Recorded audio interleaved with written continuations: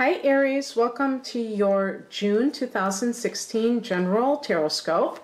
It's Rena here. So just putting out some cards, and as I do so, I'm going to talk a little bit about some of the transits that are happening. The month begins with the sun in the third house, and there's a new moon there a few days later on the 4th in Gemini. And this is your third house. And so this is the house of communication. The ruler of the third house is Mercury, not surprisingly. And the Mercury goes into its own house on the 12th of the month. And so I just get this concentration of third house energy. This could have to do with your siblings, though, too, or your local area. You know, your neighborhood, if you're very involved in a civic way, civic-minded, maybe there's going to be something that comes up. But also, it can relate to teaching, especially early childhood, I would say, or grade school. And there's stuff happening in your ninth house. So that's like university level. So perhaps some of you will either be maybe finding out that you have been hired at the university or the younger age level, or you're going to be attending. Maybe you're going back to school. Maybe you're middle-aged and going back to school. And maybe some of you are going to go back to school for teaching. That's always a possibility too. But yeah, because there's you know, when you see all that energy in one house, you have Saturn that is retrograding in your ninth house, okay? So it's reviewing the groundwork that it wants to lay. And at the beginning of August, I believe it goes direct, and this should be a clearing out time when you really get straight, just in time for the new academic year. So maybe you'll hold off until the very last minute before signing up for classes. Or if you're in academia, maybe there's a job offer that's dangled, you know, in front of you, and you don't accept until sometime in August. But whatever happens, I feel like you're setting the groundwork for your future. And it's something that can benefit you for some time to come. Now, that's specifically for the energy of the ninth house, because there's going to be a new moon, I'm sorry, a full moon in that sector on June 20th, and this is the second full moon in Sagittarius in its own sign, in its own house. You know, the ninth house is Sagittarius's house, so that gives it a little bit extra significance. And you know, full moons can indicate culmination. So, you know, there might be something you were working towards and now you've achieved it that relates to publishing or relates to higher learning or religion, something along those lines. Travel. Maybe you were trying to figure out how you were going to, you know, work abroad, and you get the word that it's happening. There's, you know, there's all kinds of possibilities. Obviously, this is a general reading, but it's a very expansive energy is what I'm trying to say, and you've had two full moons in this ninth house, the first being on May 21st. So it may be the story of two full moons. Something may have come to your attention in May, and you see the culmination in June related to these matters. And so, you know, that would be very nice, because what the ninth house represents, if, you know, you're a fire sign. So the ninth house is very friendly to you because it's a fellow fire sign's house, you know, and which is Sagittarius. So you're very comfortable with this type of energy. And so it's very good luck for you. And then what else is happening? Mars is going direct on the 29th of June, and this will be in your 8th house, which is other people's money. It's dealing with any kind of, and other people's money can be inheritances or your spouse's money. It can be intimacy issues, so it can be sexuality, but it can be the mysteries of life, you know, the occult. So any kind of situation that was occurring, like if you were having a battle for during a divorce and you were like wanting some portion of your ex's money or having to do with an inheritance issue. When Mars goes direct at the end of the month, it may be a time when that starts to kind of see some movement, forward movement. And what was the other thing I was going to say? Oh yeah, Venus. I wanted to talk about Venus because Venus starts the month off in your 3rd house and ends up in your 4th house of home and family. And so does the sun at the end of the month. So there's some 4th house energy as we get into the sign of Cancer. So it is possible when Venus is in the 3rd house that you hook up with somebody on the internet, because that can certainly happen when you have Venus in the sector of the internet. But when it goes into the 4th house, it's very good for harmony within the family. You may feel the urge to beautify your home, or, you know, like buy something nice for your home or decorate it in a certain way. So there's a lot of nice astrological transits for you, Aries, in the month of June. Now, as for the overall energy, we have the 8 of Wands. So something, sudden development that comes in, very exciting, very stimulating, gets you moving. You're going to have to think fast, but you do that very well. You're very spontaneous, and this is a very spontaneous energy. I love this because the recent past is the world. So definitely feel that for some of you, you have kind of closed a chapter in your life, and perhaps you've decided that you're done with a certain area and you want to move, and then something comes in. Maybe you didn't know how you were going to manage that, and something comes in and you get an offer. Again, as I said, with that 9th house energy, maybe it comes around the time of the summer solstice with that full moon in Sagittarius. Maybe you hear news that tells you about travel opportunities, and it might be related to career as well. Maybe you're going to teach English as a second language, or, you know, something that you can do with foreigners in that location. And that's, oh yeah, you know, I was thinking too, because I heard another reader talk about the world can mean actually like traveling the world. So, you know, when you get it right next to that, what can you say? That's probably a possibility for some of you. And this is like right up your alley, because you are very fearless about taking on new opportunity. You love that. I mean, you love the stimulation of new experiences. You're all about that. So that's not something that you would feel anything but enthusiasm for. You're ready to kind of blaze new trails. The higher perspective is the 7 of Wands.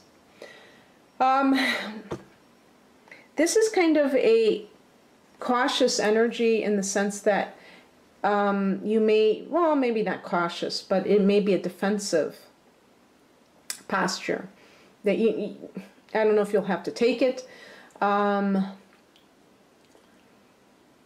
Maybe you have to make sure that if it is a job offer, that everything is put in writing so that you know exactly what you're getting into.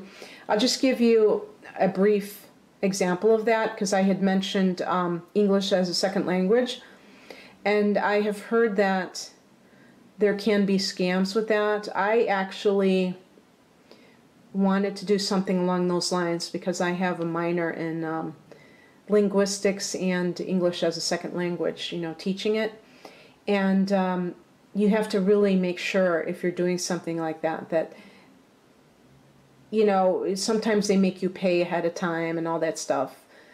And it might be a scam. So just watch your back and make sure that everything's okay. Now, let's look at this in terms of relationships, okay? It's interesting because what did I say about divorce proceedings? I said Mars, I said maybe some of you are duking it out in court and you're, you know, you're dealing with alimony or property matters of another person. And so the World card could indicate that there's a chapter closing in your life. Maybe it's with a partner. Maybe you're getting a divorce, and maybe that goes along with that card for some of you, obviously not everybody. And then someone that's a fire sign comes on the scene rather quickly. So Aries, individual, Leo, or Sagittarius. This card would just be saying that you have to, you know, don't go too quickly into that situation. Have boundaries, because Aries can be very rash, and sometimes you look. I said sometimes you look before you leap. No, you leap before you look. And, you know, get involved with someone that is not right for you because of that tendency to just jump into things. And so definitely this card would be, you know, kind of a cautionary card about making sure that when you're getting involved with somebody that you know what you're getting into, and also that you don't give away yourself too quickly, because you're an open book. And that's what people love about you, because, you know, you have this innocence. You're the first sign of the zodiac. So, you know, there's nothing as refreshing sometimes as an Aries person. And the funny thing about that is it works both ways, because sometimes it can be maddening with Aries, because when they are being petulant, when they're being childish, having a temper tantrum, you know, people roll their eyes and say things about it. But when you're at your best, you know, there's nobody who has more positivity. There's nobody who has more sense of innocence and wonder as you, and enthusiasm for life, which is what these wands represent, is enthusiasm. Oh, and then even the outcome is enthusiastic. Below the surface, kind of guiding you from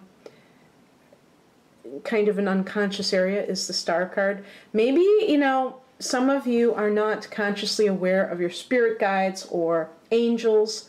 Maybe you're not into that stuff, but it still is affecting you. Maybe it's coming through dreams. Maybe it's just, you know, you trusting in life and not realizing that it's because you are connected to source energy in a very meaningful way, but you don't, you know, consider yourself to be psychic or in any way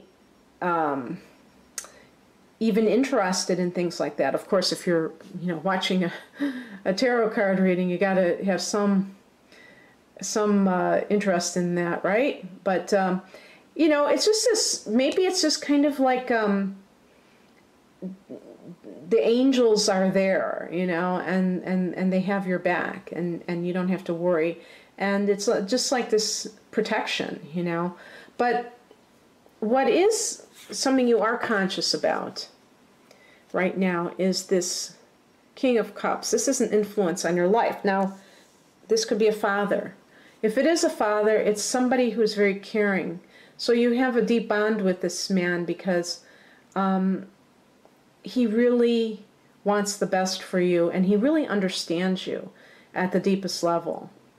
And he's helping you, depending upon, like, let's say you did go through a divorce. He's helping you because he accepts you even though you didn't last in that relationship. He doesn't judge you for it.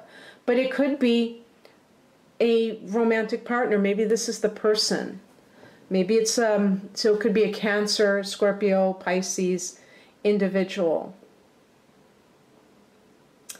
The advice is the Sun card, your ruler. It's the Yes card. So if somebody comes, and he doesn't have to be a water sign, maybe it could be a fellow fire sign who happens to have a lot of water in his chart or her chart. The Sun card is about love. It can be about anything to do with success, but it's saying go for it. You know, even if you have been hurt before, go towards love. Always go towards love, and trust in love. Trust that, you know, this is like an affirmation from the universe. The outcome is the Knight of Wands. The Knight of Wands this is a few things. First of all, it's a very enthusiastic energy, so that's wonderful. I feel like, you know, at least for a good part of the month, with the Sun in Gemini and those personal planets in Gemini, this is very harmonious energy. It's a sextile, so it's a very harmonious energy for you. You know, Cancer is, when the Sun goes into Cancer, it's more of a domestic energy. So it's more related to your family, your actual house, and you deal with those kinds of matters. So maybe what this card is saying is you'll have an affair. Maybe it won't be something that lasts. But it could be that you have, especially with Sagittarius, Aries, this could be a Sagittarius. I think the Knight of Wands connects to Sagittarius. I always am surprised that it's not Aries, though, because I would think that knights are warriors, and that, you know, Mars is your ruler, and that would relate to Aries. But whatever happens, I mean, this can indicate a love affair. All these cards, really. These cards, this card, and even this card. So I think that you're going to, you know, have your fire lit in some way or the other. For career matters, I feel like you're going to see that things are looking up in this department. You may hear word from a job that is great news.